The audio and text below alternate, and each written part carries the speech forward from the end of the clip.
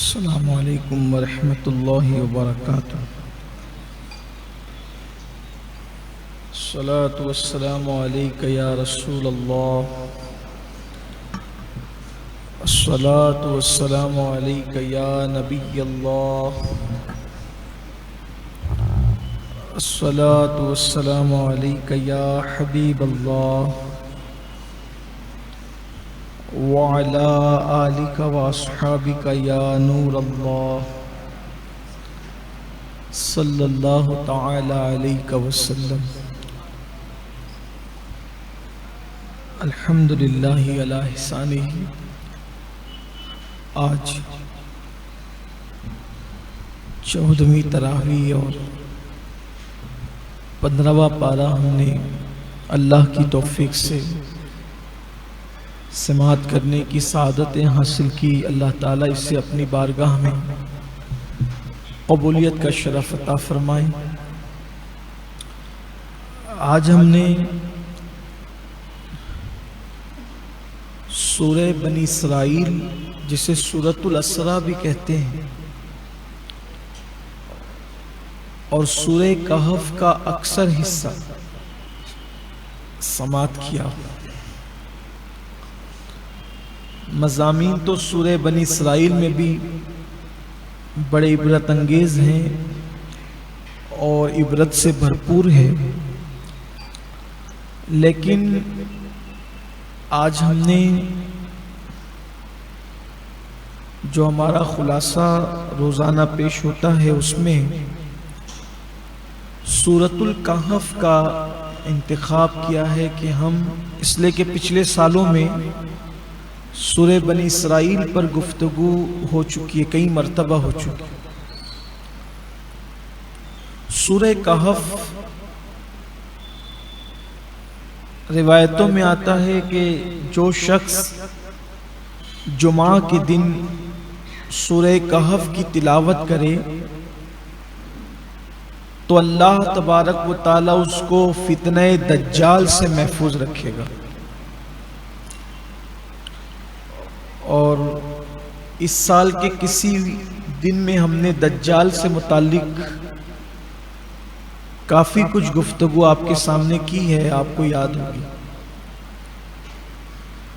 اصحاب کہف ان کو اس لیے کہتے ہیں، یعنی غار والے۔ اللہ تعالی نے ان کا واقعہ بیان فرمایا۔ اس واقعے کا اصل عنوان تو یہ ہے کہ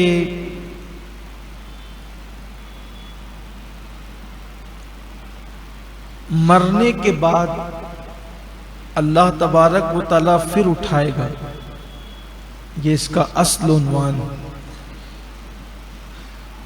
کیونکہ وہ 300 سال سے زیادہ سوئے نا، اور پھر اللہ نے انہیں اٹھایا۔ تو یہ مرنے کے بعد اٹھنے پر یقین پیدا ہوتا ہے اس سے، کیونکہ یہ سورہ مبارکہ مکے میں نازل ہوئی، اور اہل مکہ چونکہ مشرک بھی تھے اور مرنے کے بعد اٹھنے پر ان کو تھوڑی حیرت ہوتی تھی کہ کیسے اٹھے گا آدمی مرنے کے بعد، اس کی تو ہڈیاں بھی پگھل چکی ہوگی، اس کا تو جسم بھی مٹی بن چکا ہوگا، تو کیسے ہوگا؟ آسان سی بات ہے، جب کچھ نہیں تھا تو اللہ نے پیدا فرمایا، اور جس نے پہلی بار پیدا فرمایا وہ دوسری مرتبہ بھی پیدا فرمائے گا۔ بھئی ہم کیا تھے اور کیسے پیدا ہوئے؟ ہم اپنی پیدائش پر ہی غور کر لیں کہ ایک پانی کا قطرہ کسی کے جسم سے کسی کے شکم میں منتقل ہوتا ہے، اور پھر وہ کون سی طاقت ہے جو پورا انسان بناتی،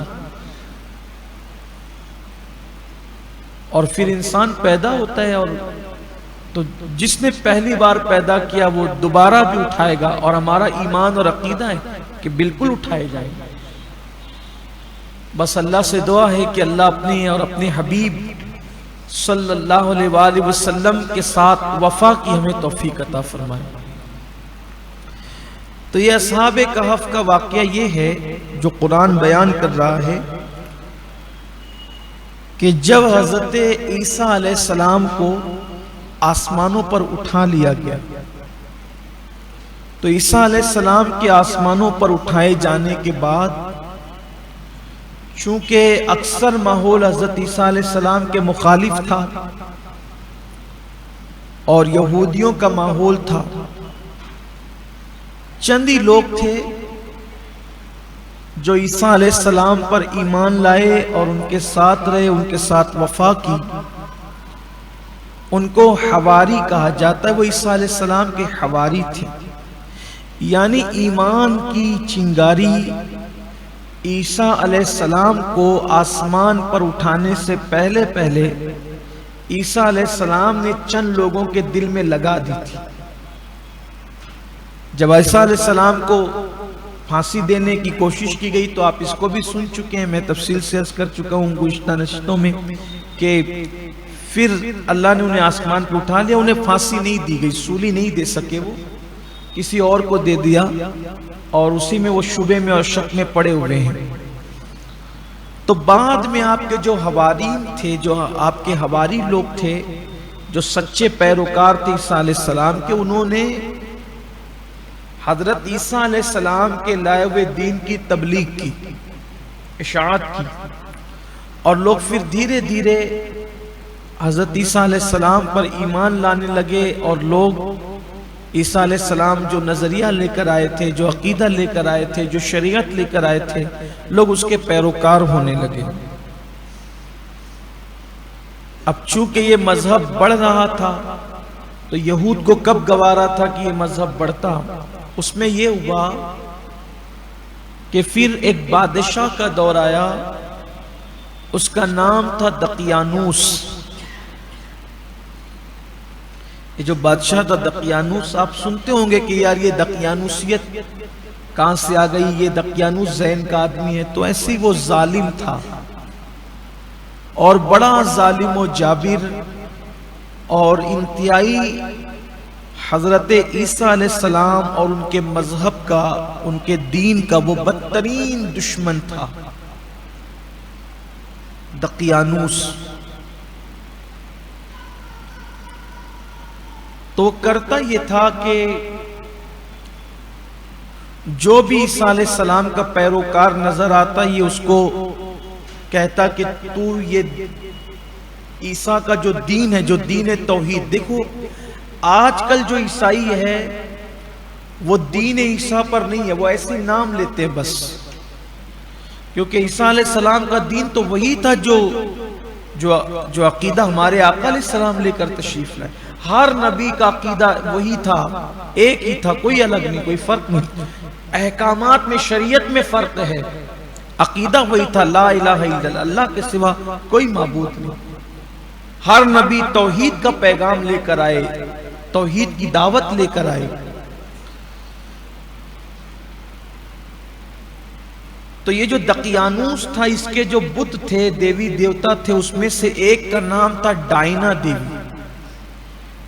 یہ لوگ اس کی عبادت کرتے تھے۔ تو گویا کہ یہ دین توحید سے لوگوں کو ایک اللہ کی عبادت سے ہٹا کر بت پرستی کی طرف بلاتا تھا، اور لوگ دین عیسیٰ چھوڑ دیتے تھے اور بت پرستی کرتے تھے تو یہ انہیں بھی چھوڑ دیتا تھا، ورنہ مار دیتا تھا۔ تو بادشاہ کے دربار میں چند جوان تھے، اس کے دربار میں تھے چند جوان، ان کی تعداد کے بارے میں اختلاف ہے کہ وہ کتنے تھے، لیکن حضرت عبداللہ ابن عباس رضی اللہ تعالیٰ نے قرآن کی روشنی میں یہ اشارہ دیا کہ ان کی تعداد کل 7 تھی، 7 جوان تھے وہ۔ جب ان کو ایسا محسوس ہوا کہ ہم کب تک اپنا دین اور ایمان چھپا کے رکھیں گے، اگر بادشاہ کی توجہ ہماری طرف بھی ہوئی تو وہ تو سب کو بت پرستی کی طرف بلاتا ہی ہے، تو ایمان ہاتھ سے چلا جائے گا جان بچانے کے چکر میں۔ وہ بڑے عزت دار لوگ تھے، بادشاہ کے نزدیک بھی عزت دار لوگ تھے وہ، اور آج نہیں تو کل سے ہی بادشاہ کی توجہ ان کی طرف ہونا تھی، معزز تھے کہ بھئی تم کیا کرتے ہو، تم بت پرستی کیوں نہیں کرتے؟ تو اس سے پہلے کہ بادشاہ ان کی طرف توجہ کرتا، ان لوگوں نے آپس میں یہ مشورہ کیا، یہ پلان کیا کہ ہم لوگ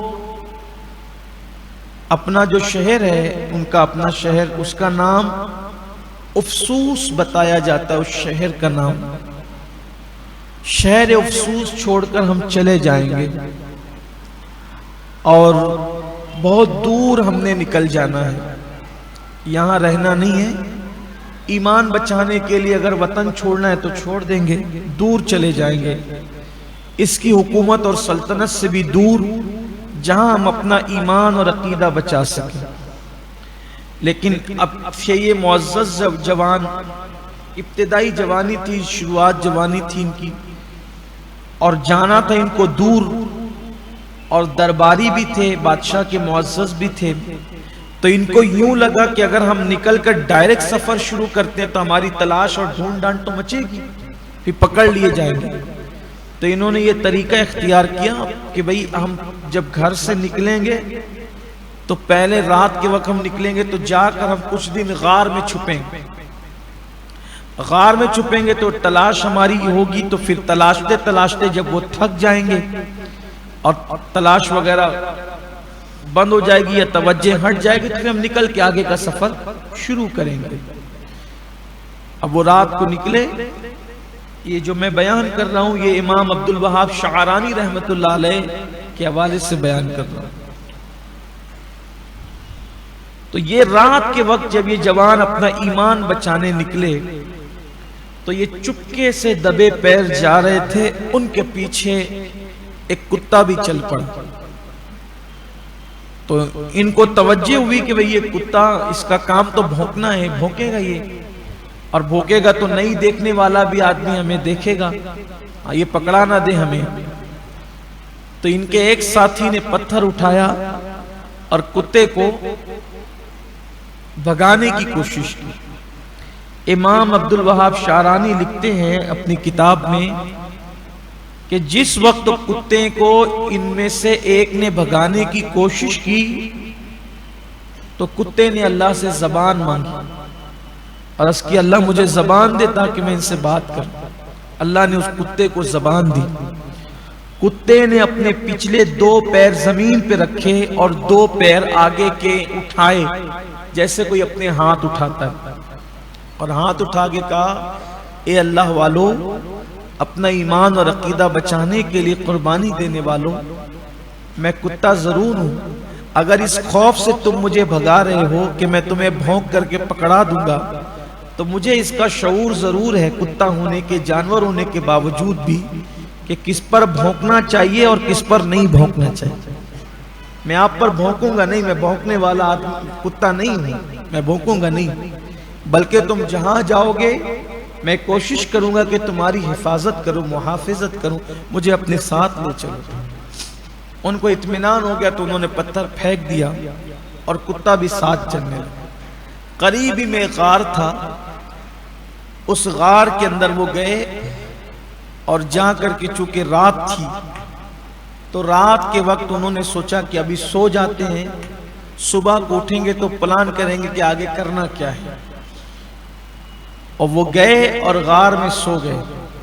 کتا غار کے دہانے پر پہرا دیتے بیٹھا رہا۔ قرآن نے بھی کتے کا ذکر کیا اور بہت اچھے پیرائے میں کیا، کتوں کا ذکر نہیں ہوتا، لیکن اللہ والوں کے ساتھ جو وفا کرے وہ بھی قابل ذکر بن جاتا ہے۔ میں یہاں سوچتا ہوں جب اس آیت پر آتا ہوں کہ ولی کے ساتھ کتا وفا کرے تو قرآن کے نزدیک وہ قابل ذکر ہو گیا۔ اگر انسان سید الانبیاء کے ساتھ وفا کرے اللہ اس کو کیسی شان عطا فرمائے۔ یہاں ہمیں بھی ایک درس ملتا ہے، ایمان کتنی قیمتی شے کا نام ہے، کتنی قیمتی چیز کا نام ہے۔ جان دے کے بچانا پڑے تو بچا لو، وطن دے کے بچانا پڑے تو بچا لو، دولت دے کے بچانا پڑے تو بچا لو، گھر دے کے بچانا پڑے تو سب دے کر کے اگر ایمان بچتا ہے تو سب لٹا دو، ایمان بچا دو۔ دین اتنا قیمتی ہے، لیکن کیا کہیں اپنی قوم کو، کل کے لوگ وطن چھوڑ کر، گھر چھوڑ کر، مال چھوڑ کر ایمان بچانا چاہتے تھے، اور لوگ یہاں گانے کی دہلیز پر ایمان کا سودا کرتے ہیں، گناہوں کی دہلیز پر ایمان کا سودا کرتے ہیں، جرائم کی دہلیز پر ایمان کا سودا کرتے ہیں۔ تو بہرحال وہ اندر گئے اور سو گئے، ان کی آنکھ کیا لگی، اللہ نے ان پہ نیند طاری کر دی، اور نیند طاری کی تو 300 سال سے زیادہ تک وہ سوتے ہی رہے غار میں۔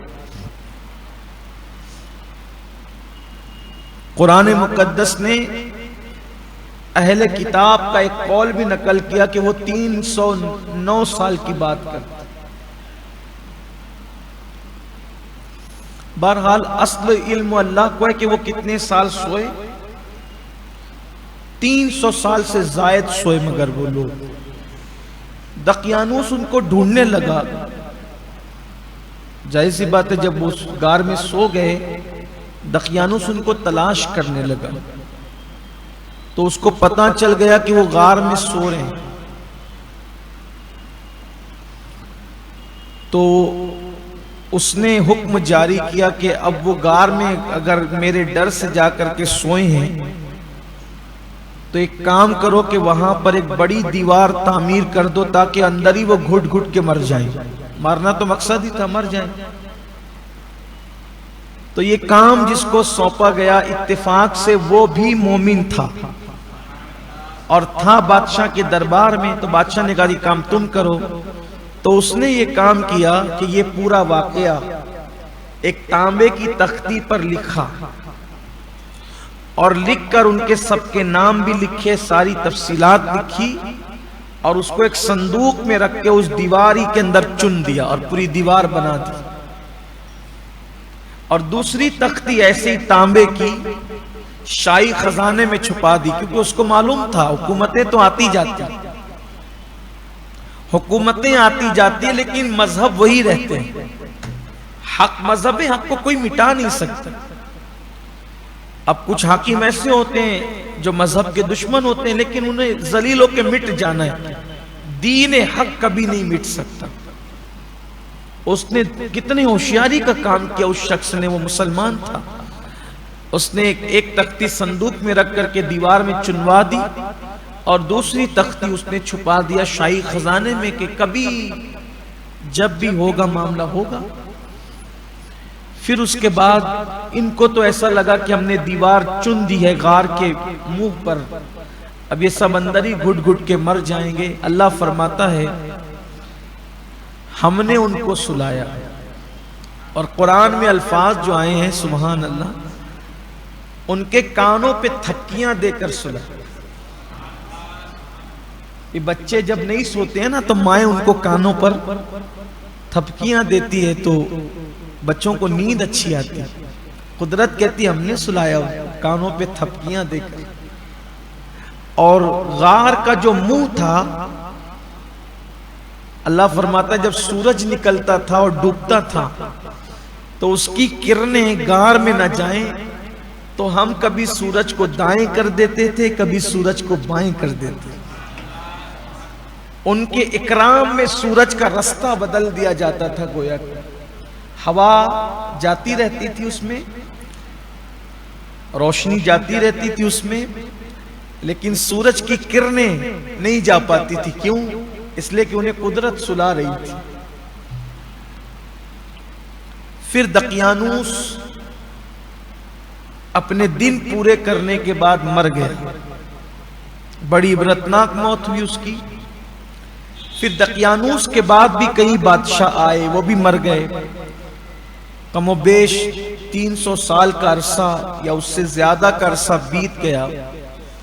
پھر اس کے بعد ایک نیک دل بادشاہ، دیندار بادشاہ جس کا نام بیدروس تھا، اس کی حکومت آئی۔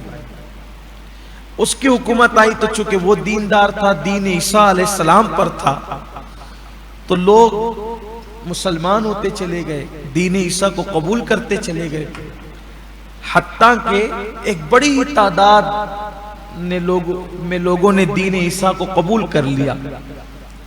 لیکن اب بھی کچھ ایسے لوگ تھے، بھئی سبھی لوگ تو سدھرتے نہیں ہیں نا، تو اب بھی بادشاہ کے دیندار ہونے کے باوجود بھی اب بھی ایسے لوگ تھے کہ جنہوں نے دین عیسیٰ کو قبول نہیں کیا تھا. تو ان میں سے کچھ لوگوں کے نظریات اور عقائد یہ تھے کہ یہ کیسے ہو سکتا ہے کہ مرنے کے بعد کوئی دوبارہ پھر زندہ کیا جائے. تو بیدروس اللہ کی بارگاہ میں گڑ گڑاتا تھا کہ مولا تقریریں ہو رہی ہے، نصیحتیں ہو رہی ہے، لیکن یہ مانتے نہیں. کوئی ایسی نشانی ظاہر کر دے کہ سب مان جائیں کہ مرنے کے بعد پھر اٹھایا جائے گا اور دین عیسیٰ کو سب قبول کر لیں. یہ ہمارے آقا علیہ السلام کی آمد سے پہلے کا واقعہ تھا. بیدروس ایک رات بہت گڑ گڑایا، دعا کی. اسی میں ایسا ہوا کہ ایک صبح کو اللہ نے ان سب کو بیدار کر دیا. ان 300 سال میں ایسا بھی ہوا کوئی ادھر جاتا نہیں تھا. یہ تو قصہ پارینہ ہو چکا تھا، گزرا ہوا قصہ ہو چکا تھا. ایک دن قدرت کا کرنا ایسا ہوا کہ جو جاتا تھا ادھر ڈر جاتا. اللہ فرماتے ہیں ہم نے ہیبت، بڑا ڈراؤنا ماحول اللہ نے وہاں قائم کر دیا تھا تاکہ کوئی ادھر کا رخ نہ کرے، کوئی جا ہی نہ سکے، وہ محفوظ رہے. وہاں ان کے محفوظ رہنے کے لیے وہاں ڈراؤنی اور ہیبت انگیز ماحول پیدا کر دیا گیا تھا. لیکن ایک دن ہوا یہ کہ ایک چرواہا بکریاں چرا رہا تھا. تو چرواہا بکریاں چراتے چراتے اس کی کچھ بکریاں دیوار پہ چڑھ گئی. وہ جو دیوار چنی گئی تھی، اب دیوار ہو گئی تھی بالکل کمزور سی، بوسیدہ. بکریاں چڑھنے سے وہ دھڑ دھڑ دھڑ وہ دیوار پوری گر گئی اور وہ غار کھل گئے. ادھر غار کھلا، ادھر اللہ نے ایک صبح کو ان کو بیدار کر دیا. جب وہ بیدار ہوئے تو ایک دوسرے کو سلام کلام کرنے کے بعد وہ کہنے لگے ہم لوگ کتنا سو لیے، کتنا سوئے، ہم زیادہ سوئے، آج معمول سے زیادہ سو لیا ہم نے. خوف زدہ تھے لیکن خوف میں کیسے نیند آ گئی، اتنی زیادہ سو لی. تو کوئی کہتا ہے بھئی ہم رات کو سوئے تھے، صبح کو اٹھ گئے، دیر سے اٹھے لیکن اٹھ گئے، اتنا ہی وقت گیا، ان کو پتہ نہیں چلا کتنا. اللہ فرماتا ہے ہم ان کی کروٹیں بھی بدلتے تھے غار میں. سال بسال ان کی کروٹیں، جیسے ہم نیند میں کروٹ بدلتے ہیں، قدرت ان کو کروٹیں ہی بدلاتی تھی. اب یہاں ایک چیز آپ کو بتانا چاہتا ہوں، اپنا عقیدہ مضبوط کریں قرآن کے ذریعے سے. لوگ سوچتے ہیں یار قبر میں ہم کتنا سوئیں گے، سوتے سوتے تھک نہ جائیں گے. اللہ کے بندو جب مریں گے تو قبر میں رکھے جائیں گے. جب قیامت کے دن اٹھیں گے تو ایسا لگے گا جیسے عشاء کے بعد سوئے تھے اور فجر میں اٹھ گئے. یہاں صدیاں بیت رہی ہوگی، وہاں رات کٹ رہی ہوگی. یہ ہے قبر کی نیند. ان لوگوں نے آپس میں بات کی نا، قرآن کہتا ہے 300 سال سے زیادہ سو کر بھی کیا کہہ رہے ہیں، رات کو سوئے تھے، صبح کو دیر سے جگے لیکن کچھ زیادہ سو لیے، اٹھ گئے. اور جب تک قدرت نے سلایا تو بشری تقاضے ان کے ساتھ نہیں تھے، نہ کھانا نہ پینا، کچھ نہیں، سو رہے تھے مست. لیکن جب اب نیند سے اٹھے تو بشری تقاضے بھی شروع ہوئے. کچھ دیر گزری تو بھوک لگی. جب بھوک لگی تو انہوں نے اپنے ایک ساتھی سے کہا کہ آپ غار سے نکلو اور جہاں کھانا اچھا ملتا ہے وہاں جاؤ اور کھانا لے کر کے آ جاؤ. یملیخا نام کے ان کے ایک ساتھی تھے، ان کو کہا. اور پھر ساتھ میں دوسرے ساتھیوں نے کہا دیکھو جہاں بھیڑ بھاڑ کا علاقہ ادھر سے مت جانا، خالی خالی جو علاقہ ہوتا ہے ادھر سے جانا، اور بازار میں زیادہ کسی سے ملنا جلنا دیکھ داکھ نہیں کرنا، کھانا لے کر خاموشی سے واپس آنا. اور سنو، اگر کوئی تمہیں پہچان گیا، تم پہ زیادتی کی تو تم اس کو جواب نہیں دینا، چپ چاپ برداشت کرتے ہوئے آ جانا. ابھی تم مجھ سے بات چیت کرو گے، بحث مباحثہ کرو گے، پکڑ لیے جاؤ گے، دقیانوس پھر تمہاری وجہ سے ہمیں بھی پکڑ لے گا. جان بچانے کے لیے ایمان کھونا پڑے گا، بڑا نقصان ہوگا. اس لیے جان بھی بچے، ایمان بھی بچے، اس کے لیے تم ہوشیاری کرنا. اب یہ جیسے ہی غار سے نکلے تو ان کو تو یوں ہی لگ رہا تھا کہ ہم رات سوئے اور صبح اٹھے ہیں، دیر سے اٹھے لیکن صبح اٹھ گئے. تو یہ نکلے تو نکلے میں تو جو پہاڑ کوہسار جنگلوں بیابان تو کم و بیش ویسا ہی تھا، لیکن جب بستی میں قدم رکھا تو بستی بدلی ہوئی، ساری تبدیلی تھی، سارا معاملہ چینج تھا، بدلا ہوا تھا. لوگ اللہ کی بات کر رہے ہیں، عیسیٰ علیہ السلام کی بات کر رہے ہیں، ایمان والوں کی طرح مسلمانوں کی طرح بات کریں گے. ارے یہاں تو نام عیسیٰ لینے پر بھی پھنسی ہو جاتی تھی. یہ لوگ بازار میں کھلے عام اللہ کا ذکر اور اس کے نبی عیسیٰ کا ذکر کیسے کر رہے ہیں؟ تھوڑا سمجھ میں نہیں آیا ماں. لیکن چونکہ انہیں کھانا لے کے جلدی لوٹنا تھا کہ پکڑ نہ لیے جائیں، تو پھر انہوں نے یہ کیا کہ وہ نان بائی کے یہاں کھانے کی دکان پہ گئے، بھٹیارے کے پاس، اور اس سے کھانا مانگا. کھانا لے لیا. کھانا لینے کے بعد اب وہ جیب سے جو پیسے نکال کے دیے تو اس نے تو الٹ پلٹ کر دیکھنا شروع کیا. کبھی پیسے دیکھتا، کبھی اس کا منہ دیکھتا. یہ کیا ہے؟ تو کہا کہ کون ہو تم؟ کبھی آپ کون کیا ہو یہ تحقیق نہ کریں، آپ پیسہ لیں کھانا دیں. تو کہا یہ تو بہت پرانا سکہ ہے، اس سکے کو بند ہوئے 300 سال سے زیادہ کا عرصہ بیت رہا ہے. نہیں بھئی کل کی بات ہے، کل تو ہم اپنے شہر سے نکلے تھے اور ہم تو اور کہیں نہیں گئے بس. تو کہا ضرور تیرے ہاتھ کوئی پرانا شاہی خزانہ لگا ہے، یہ دقیانوس کے دور کا ہے، اور دقیانوس کو مرے ہوئے برسوں بیت گیا. مر گیا دقیانوس؟ اب وہ مرا، اس کے بعد کئی بادشاہ مر چکے ہیں. کون سی دنیا میں ہے تو جوان ہے اس وقت، تو جھوٹ بول رہا ہے. کہا میں جھوٹ نہیں بول رہا ہوں. تو یہ بحث و مباحثہ میں آس پاس کے سارے دکاندار جمع ہو گئے. تو اس دکاندار نے اپنے ساتھی سے کہا دیکھو یہ کون سا سکہ لے کر کے آیا؟ تو کہا ضرور اس کے ہاتھ خزانہ لگا. پکڑ کر شہر کا جو حاکم تھا اس کے پاس لے گئے. تو حاکم نے کہا سچ بتا، تجھے عیسیٰ علیہ السلام کے سچے دین کا واسطہ سچ بتا. ارے حاکم بھی دین عیسیٰ کی بات کر رہا ہے. تب ان کو اطمینان ہوا کہ معاملہ کچھ اور ہے. تو انہوں نے بتایا دیکھو دقیانوس کہاں ہے؟ کہا وہ مر گیا، اس کو مرے ہوئے 3 صدیاں بیت گئی. اس کے بعد کئی بادشاہ مر گئے. اب دقیانوس کا کوئی نام لینے والا بھی نہیں ہے. یہاں حکومت تو بیدروس کی ہے.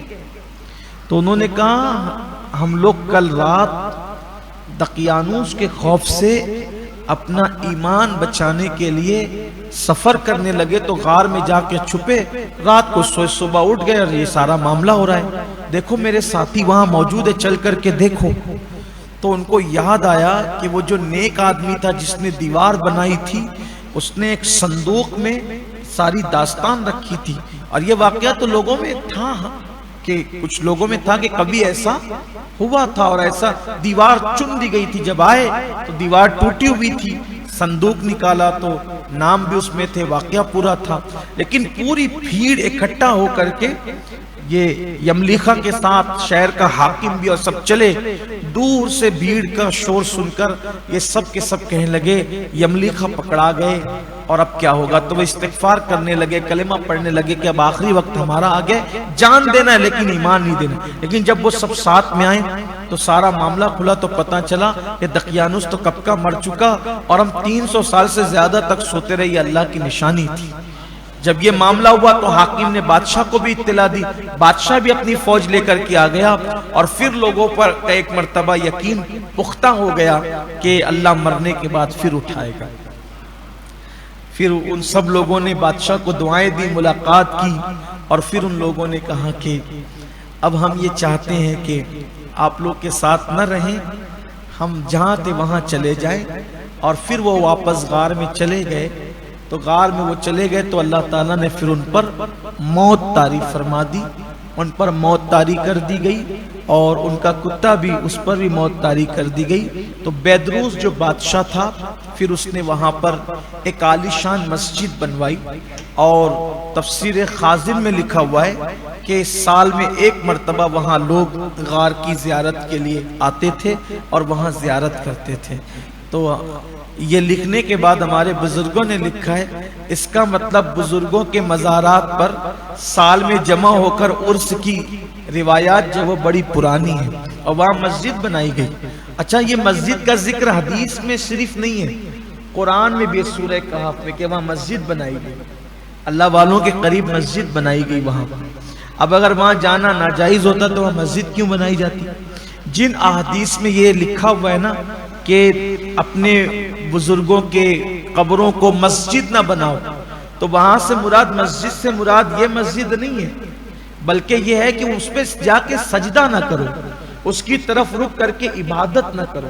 اللہ والوں کے مزار پہ جا کے سجدہ کرنا یہ حرام ہے، نہیں کر سکتے سجدہ۔ سجدہ تعظیمی ہمارے مذہب میں حرام ہے، نہیں کر سکتے۔ آقا نے فرمایا اگر سجدہ اللہ کے سوا کسی کو جائز ہوتا تو میں عورتوں کو حکم دیتا کہ وہ اپنے شوہر کو سجدہ کریں، لیکن چونکہ سجدہ جائز نہیں، اس لیے سجدہ کرنے کی اجازت نہیں ہے۔ تو قبروں پہ جو سجدہ کرتے ہیں انہیں منع کیا جائے کہ وہ سجدہ نہ کریں۔ احادیث میں ہے محبت ہے، مزار پہ جاؤ، فاتحہ پڑھو، دعائیں کرو، اور زیادہ سے زیادہ اگر اور زیادہ کچھ کرنا چاہتے ہو چادر چوم لو بس۔ اور اگر اس سے بھی اگر آپ لوگوں کے فتنے سے یا لوگوں کے مکر سے بچنا چاہتے ہو، دو ہاتھ دور کھڑے رہ کر ادب کے ساتھ فاتحہ کرو۔ ہمارے ہاتھ اس قابل کہاں ہے کہ ہم اللہ والوں کے مزار پر معاذ اللہ گر پڑ کریں، ہاتھ لگائیں، اس سے بچا جائیے، ادب کے زیادہ قریب ہے۔ لیکن اگر کوئی چادر چومتا ہے، مزار چومتا ہے، تو ہم اس کو ناجائز و حرام نہیں کہتے، لیکن ادب سے زیادہ قریب یہی چیز ہے۔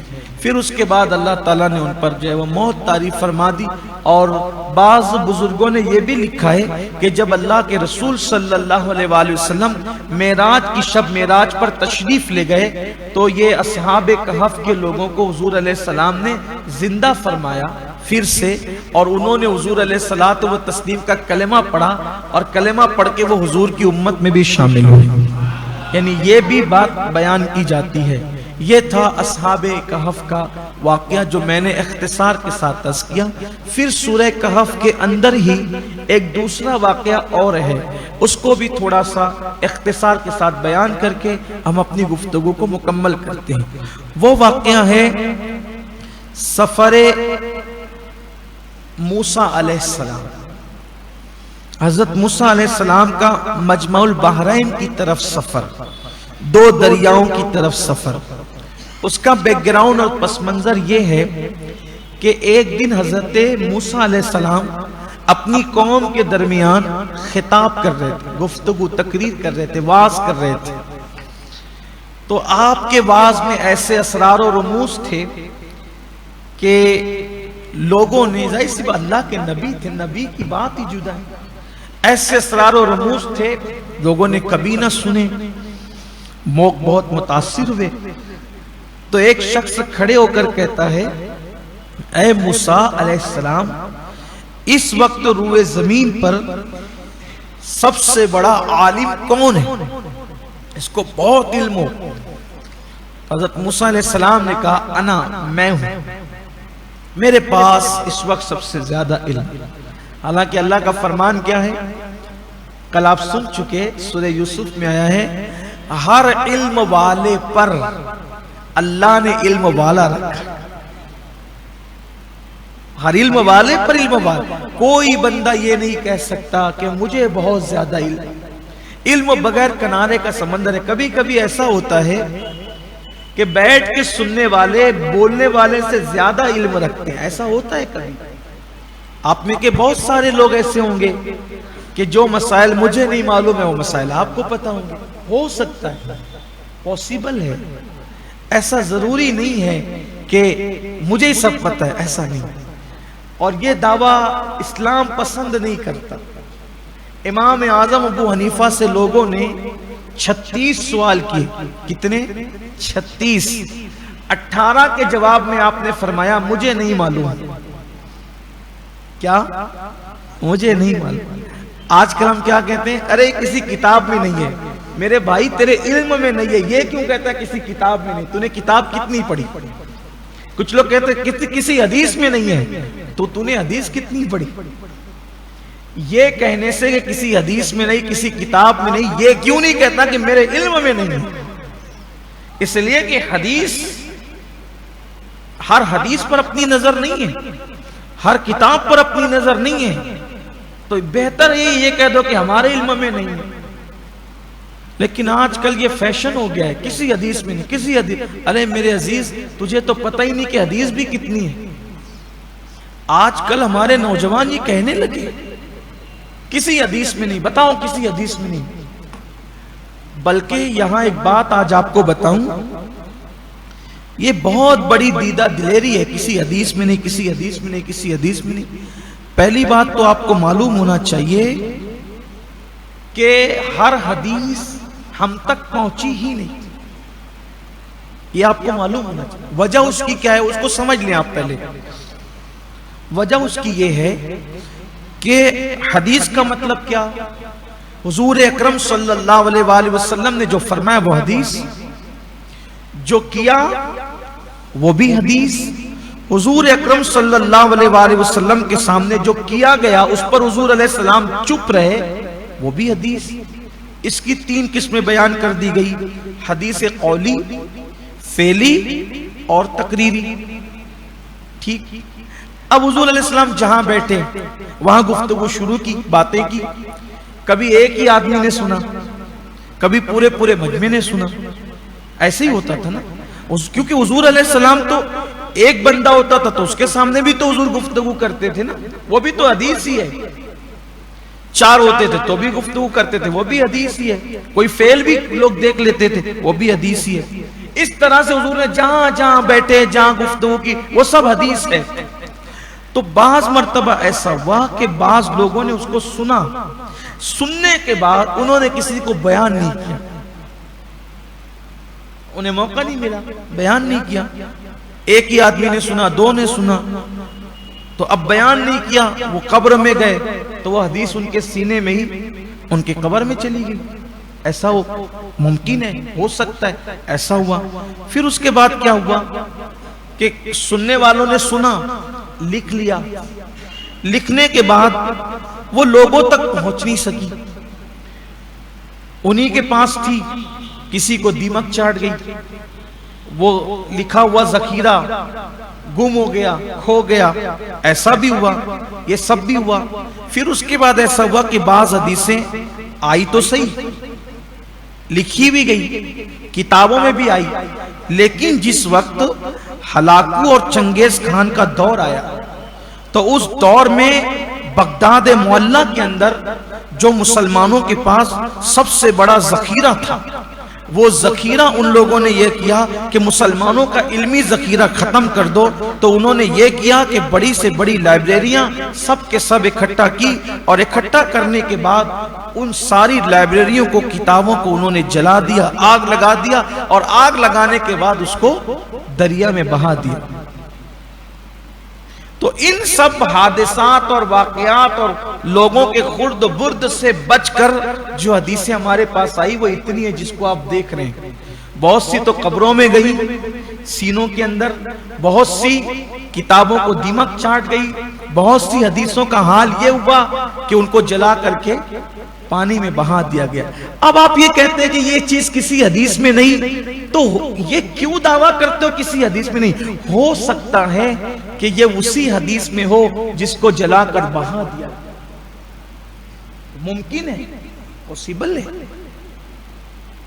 تو آپ کہیں گے پھر وہ حدیث ان کو کیسے مل گئی جو فلاں بزرگ نے کہا؟ تو ہمارے بزرگوں نے فرمایا یہ جو اللہ کے ولی ہیں، اللہ کے ولی، اولیاء اللہ، یہ کشف کے ذریعے سے بھی حدیثیں معلوم کرتے ہیں۔ اس لیے یہ کہنا کہ بخاری میں لکھا تو ہی مانیں گے، مسلم میں لکھا تو ہی اور نہیں مانیں گے، تو حضور کی اور حدیثوں کا تو تم انکار کر رہے ہو انڈائریکٹ، اس لیے انکار مت کرو۔ اللہ والے کشف کے ذریعے سے بھی حدیثیں نکالتے ہیں، بلکہ آج بھی حضور اکرم صلی اللہ علیہ وآلہ وسلم تک ان کی رسائی ہے، اور وہ حضور علیہ السلام سے ڈائریکٹ حدیثیں پوچھ لیتے ہیں، ایسا بھی ہے۔ یہ بھی ایک نظام روحانیت کا، لیکن ان روایتوں کو وہ درجہ حاصل نہیں ہے جو محدثین کی روایتوں کو جو شرطوں کے ساتھ آئی ہے وہ درجہ حاصل ہے، ہم یہ مانتے ہیں، لیکن انکار نہیں کرتے ان روایتوں کا بھی جو بزرگوں نے اور جو ثقہ بزرگوں نے، بڑے بڑے اولیاء اللہ نے بیان فرمائے۔ ان کی بیان کردہ بہت سی روایتیں ولیوں کی ایسی ہے جو اور کتابوں میں نہیں ملتی، ہمیں محدثین کے ذریعے سے نہیں ملتی ہمیں، تو اس کا انکار نہیں کرنا چاہیے۔ وہ لوگ اللہ والے تھے، برگزیدہ لوگ تھے، وہ اتنی بڑی جرات کیسے کر سکتے ہیں کہ اللہ کے رسول پہ وہ جھوٹ باندھے؟ اس لیے حسن ظن رکھنا چاہیے۔ حالانکہ ہم اس سے مسائل کا استنباط بھی نہیں کرتے، حدیث صحیح سے مسائل کا استنباط ہوتا ہے، اس کو یاد رکھنا چاہیے۔ تو بات دور نکل گئی، عرض یہ کر رہا تھا میں کہ ہر علم پر ایک علم والا ہے. تو موسیٰ علیہ السلام نے جب یہ کہا کہ مجھے سب سے زیادہ علم ہے تو اللہ نے فرمایا موسیٰ اس زمین پر میرا ایک بندہ ایسا بھی ہے کہ اس کے پاس جو علم ہے، اس کو جو معلومات ہے وہ آپ کو نہیں پتا ہے،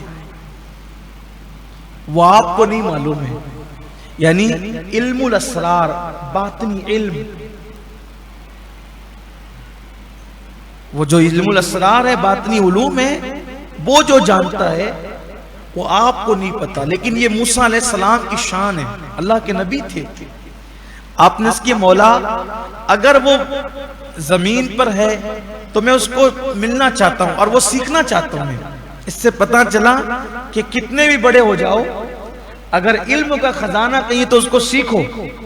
حالانکہ جن کے پاس اللہ بھیج رہا ہے تو وہ موسیٰ علیہ السلام سے درجے میں بڑے نہیں ہیں، لیکن موسیٰ علیہ السلام کا کمال ہے. آپ نے کہا میں وہاں جاؤں گا، وہ معلوم کروں گا کون ہے وہ. اللہ نے فرمایا وہ خضر ہے، وہ خضر ہے. اب تھوڑا سا تعارف حضرت خضر علیہ السلام کا سن لیں آپ. ان کے والد کا نام حضرت ملکان ہے، ان کا اصل نام بلیا ہے، اور ان کا لقب ابو العباس ہے. ان کو خضر بھی کہتے ہیں، خضر بھی کہتے ہیں، اور خضر بھی کہتے ہیں، تینوں صحیح ہے. ان کو خضر کہنے کی وجہ کیا ہے کہ یہ جہاں پیر رکھتے ہیں وہاں ہریالی اگ جاتی ہے، جہاں بیٹھ جائیں وہاں ہریالی آ جائے، اس لیے ان کو خضر کہتے ہیں. ہمارے بعض بزرگوں نے لکھا ہے کہ جو ان کا نام، ان کے والد کا نام اور ان کا لقب یاد رکھے، انشاءاللہ اس کا خاتمہ ایمان پر ہوگا.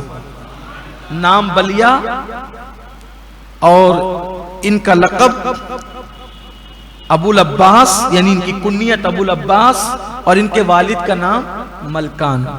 میں نے یہاں آ کر کے سوچتا ہوں جب خضر کا کوئی نام یاد رکھے تو اس کا خاتمہ ایمان پر ہوگا.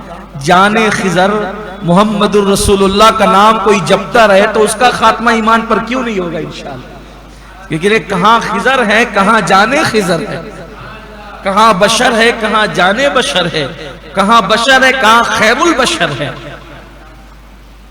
تو یہ خضر علیہ السلام جو ہیں ان کے بارے میں بڑا اختلاف ہے. کوئی کہتا ہے نبی ہے، کوئی کہتا ہے ولی ہے.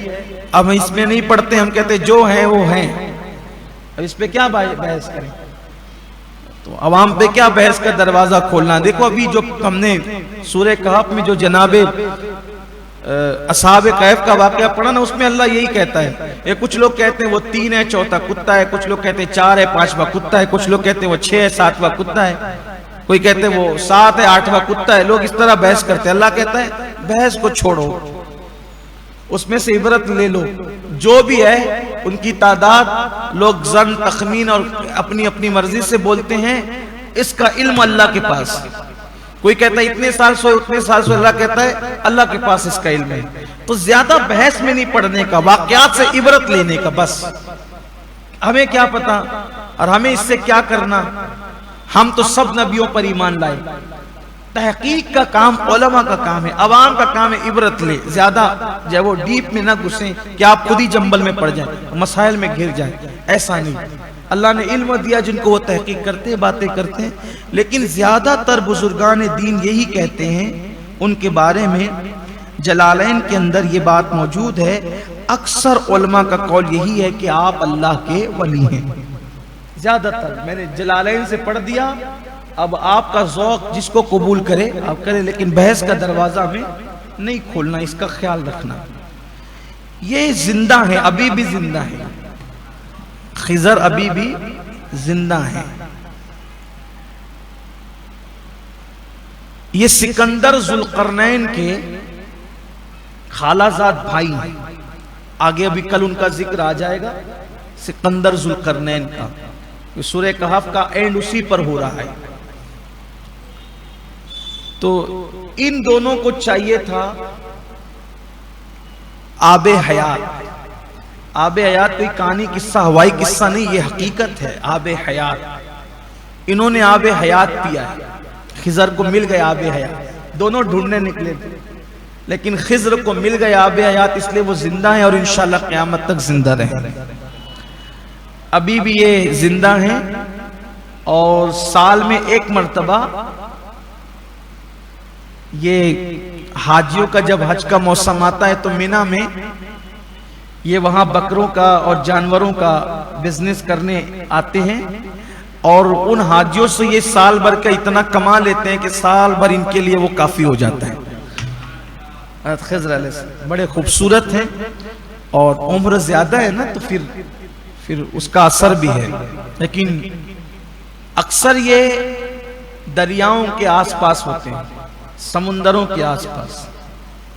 کئی بزرگوں سے اور اللہ والوں سے ان کی ملاقات ہوتی رہتی ہے، ابھی بھی یہ ملتے ہیں، لوگوں کو ملاقات کرتے ہیں۔ میرا ایک دوست تھا، حج کو جا رہا تھا، اس نے مجھ سے کہا آپ دعا کر دے کہ میری ملاقات خضر سے ہو جائے۔ میں نے کہا چھوٹی مت کروانا، اتنی چھوٹی دعا نہیں کروا، اگر ملنا ہی ہے تو پھر جانے خضر سے ملنا، یہ دعا کر حضور سے ملاقات ہو جائے، یہ دعا کر۔ بھئی اپنی حیثیت دیکھتے ہیں تو مانگنے کی کو ڈر لگتا ہے، ان کا کرم دیکھتے ہیں تو پھر بہت مانگنے کو جی چاہتا ہے۔ میں نے کہا خضر علیہ السلام سے کیوں ملنا چاہتا ہے؟ جانے جہاں سے خضر کو ملا ہے وہاں جا، یہ بات کیا کرو۔ ایک عامل صاحب کہنے لگے کہ اگر سلیمان علیہ السلام کا نام لو تو جن بھاگ جاتے، میں نے کہا ان کی جوتیاں میرے سروں پر، لیکن جب جانے سلیمان کا دامن ہاتھوں میں ہے تو پھر سلیمان علیہ السلام کا نام کیوں؟ ہم ان پر ایمان بھی لائے ہیں، ان کا احترام بھی کرتے ہیں، ان کا اکرام بھی کرتے ہیں، لیکن جب جانے سلیمان ہمارے پاس ہے تو پھر بات اتنی بڑی ہونی چاہیے۔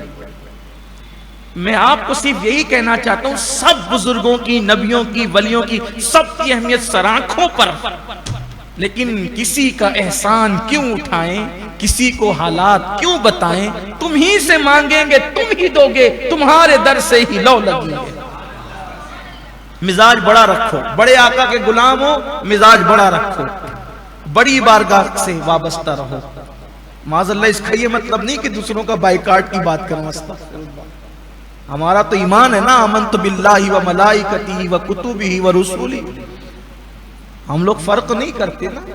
اور ایک مقام پر قرآن کہتا لا نفرق بین احد من رسولہ، ہم ایمان لانے میں نبیوں میں فرق نہیں کرتے، اس کا مفہوم مخالف مراد نہ لے۔ میں صرف یہ چاہتا ہوں کہ بھٹکے ہوئے آہوں پھر سوئے حرم آ جائے، حضور کے قدموں میں سب جمع ہو جائے، جہاں سب کی نسبتیں فنا ہیں اس نبی تک پہنچنے کی کوشش کرو، اس لیے کہ وہاں پہنچ گئے تو خدا تک پہنچ گئے۔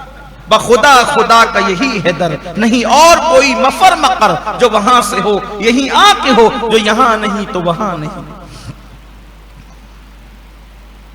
تو یہ ابھی بھی ملتے ہیں، عام طور پہ سمندر دریا کنارے ملتا ہے۔ مقدوم ماہیمی کو انہوں نے پڑھایا ہے، اب وہ بڑا لمبا قصہ ہے، اس طرف نہیں جاتا، میں نے بیان کیا ہے تقریر میں، آپ ادھر دیکھ سکتے ہیں۔ مقدوم ماہیمی کو پڑھایا، بہت سے بزرگوں کو پڑھا، اور ہمارے مرشدوں میں ہوتے ہیں سیدنا مخدوم اشرف جہانگیر سمنانی رضی اللہ تعالی، ان کو بھی انہوں نے پڑھایا ہے اور کچھ وظائف عطا کی، بچپنے میں ملاقات کی، کئی بار ملاقات کی۔ ایک بزرگ اور ہوتے ہیں حضرت شیخ عبد الرحمن ردولوی رحمت اللہ علیہ، وہ فرماتے ہیں کہ جب بھی مجھے خضر علیہ السلام کی زیارت کا شوق ہوتا، میں مخدوم سمنا کی چوکھٹ پہ چلا جاتا، مجھے وہاں زیارت ہو جاتی۔ ابھی بھی لوگ یہ کہتے ہیں، ہمارے بزرگوں نے فرمایا کہ حضرت سیدی سرکار مسعود سالار غازی بہرائچ شریف والے، حضرت سیدی مسعود سالار غازی رحمت اللہ تعالی علیہ، ان کے آستانے پر ہر 40 منٹ کے بعد خضر علیہ السلام کی حاضری ہوتی ہے ابھی بھی۔ اس لیے جب کوئی وہاں جا کے فاتحہ پڑھا کرے تو کم سے کم 1 گھنٹہ بیٹھا کرے، تاکہ ہر 40 منٹ کے بعد وہ آتے ہیں تو ان کی موجودگی میں آپ کی فاتحہ ہو جائے۔ بڑا آستان ہے، غریب نواز سے پہلے کے بزرگ حضرت سیدی سالار مسعود غازی رحمت اللہ علیہ بہرائچ شریف، بڑا آستان ہے۔ تقریباً کم و بیش 14 سال کی عمر میں آپ کی شہادت ہوئی، شہید ہوئے 14 سال کی عمر میں آپ، بڑے بزرگ ہیں، ان کی زندگی انشاءاللہ کبھی بیان ہوگی، وقت ہمارے پاس نازک ہے، مختصر ہے، لیکن یہ بتانا چاہتا ہوں کہ ابھی بھی ملتے ہیں، ابھی بھی ملتے ہیں. اگر آپ اجازت دیں تو میں ایک چھوٹا سا واقعہ یہاں بیان کروں خضر علیہ السلام سے متعلق. محمود غزنوی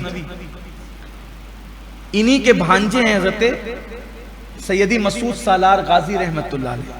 ان کی بہن کے حقیقی بہن کے بیٹے. محمود غزنوی کو بڑا شوق تھا، محمود غزنوی کو بڑا شوق تھا کہ میں ایک دن خضر علیہ السلام کی زیارت کروں. تو محمود غزنوی نے باتیں کی کہ بھئی کوئی ایسا بندہ ہے جو مجھے خضر علیہ السلام کی زیارت کرا دے. تو ایک بندہ تھا حالات کا ستایا ہوا، پریشان حال، لیکن اس نے تھوڑی چیٹنگ کی بادشاہ سے.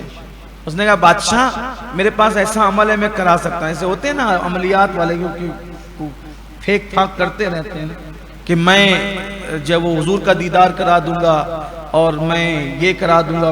بڑی بڑی باتیں لوگ کرتے رہتے ہیں. ابھی بھی کچھ اللہ کے اچھے بندے ہیں جو علاج و معالجہ کرتے ہیں، اچھی بات ہے. ہمارے علماء اہل سنت میں اچھے لوگ بھی ہیں. لیکن کچھ لوگ جن کو کچھ آتا جاتا نہیں، نہ عالم ہے نہ حافظ ہے، کچھ بھی نہیں ہے، کچھ صورتیں بھی صحیح سے نہیں پڑھ سکتے، کلمہ بھی صحیح سے نہیں پڑھ، بڑی بڑے دعوے کرتے ہیں. آپ جاؤ گے تو دیکھو گے قبرستان میں بیٹھے ہوں گے، وہاں بھی گانجا چل رہا ہوگا، سگریٹ بیڑی چل رہی ہوگی، ہی ہا ہو رہا ہوگا. اللہ والا ہوگا تو قبرستان میں وہ ہنسی مذاق کیوں کرے گا؟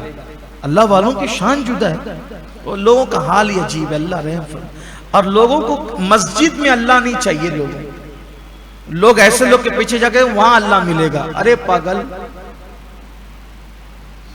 ان گانجا چرس والوں کے پاس تجھے اللہ ملے گا؟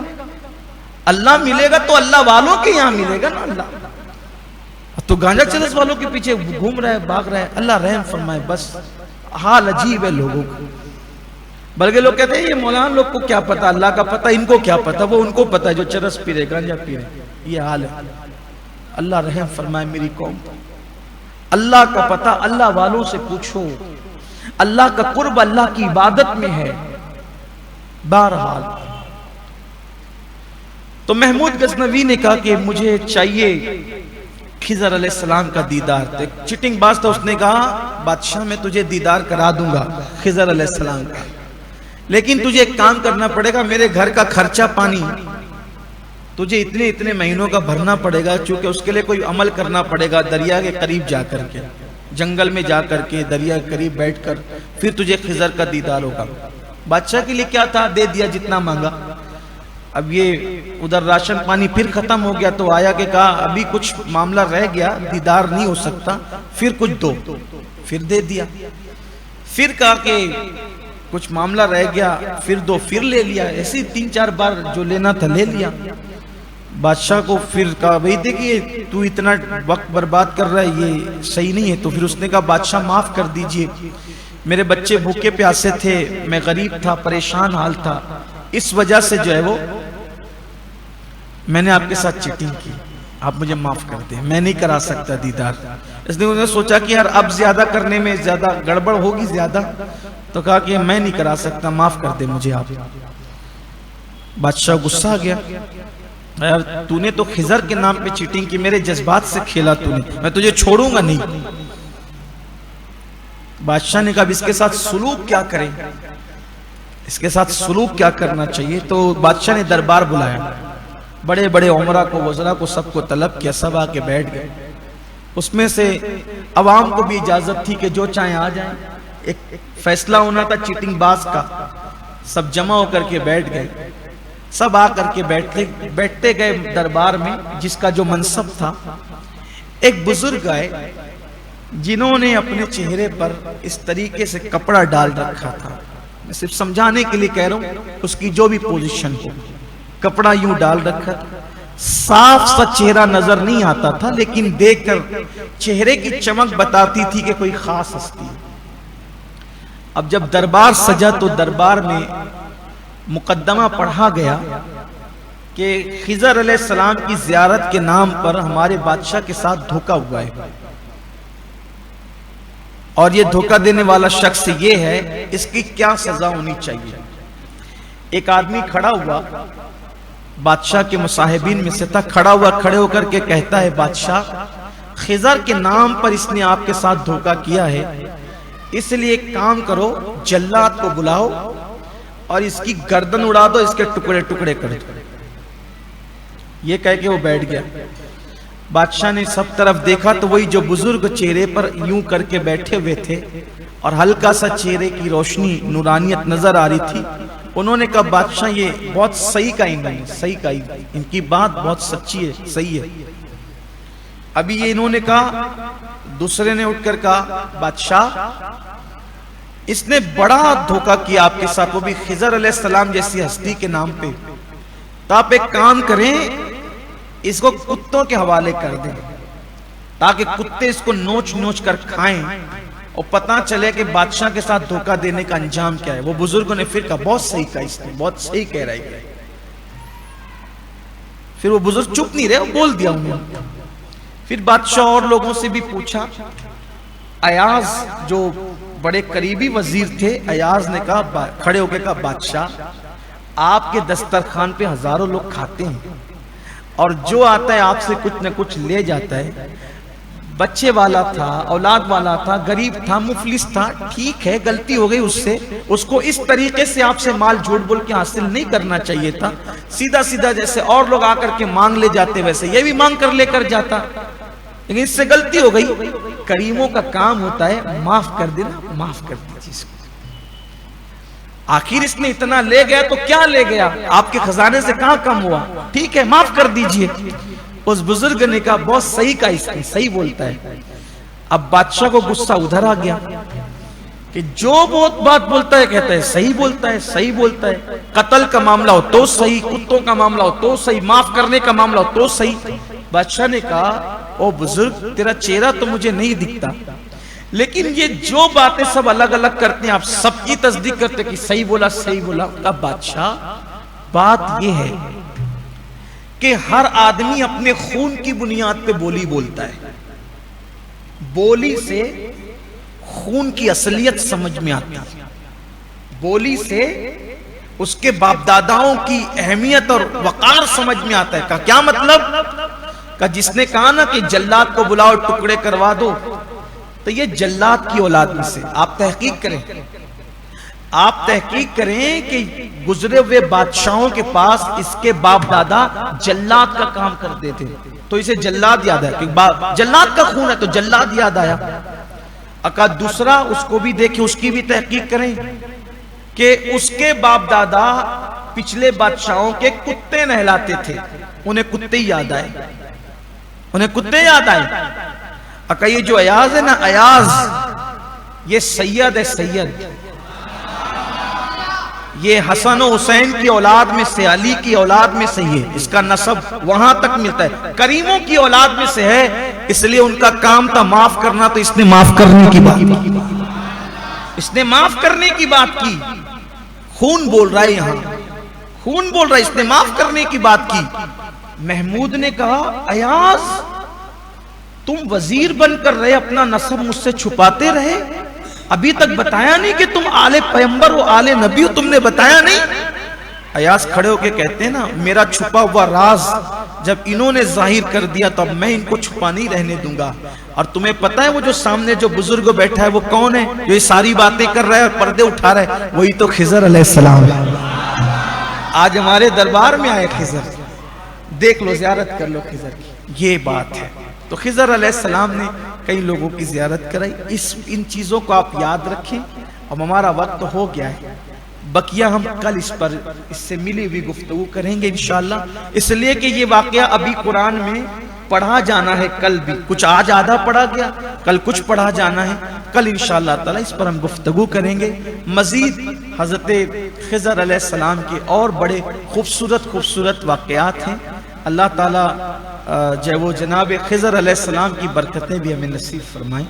الفاتحہ۔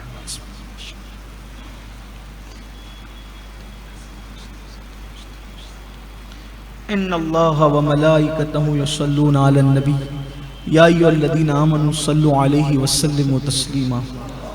اللہم صل علی سیدنا و مولانا محمد معدن الجود والکرم وآلہ الکرام اجمعین، صلاۃ و سلام علیک یا رسول اللہ۔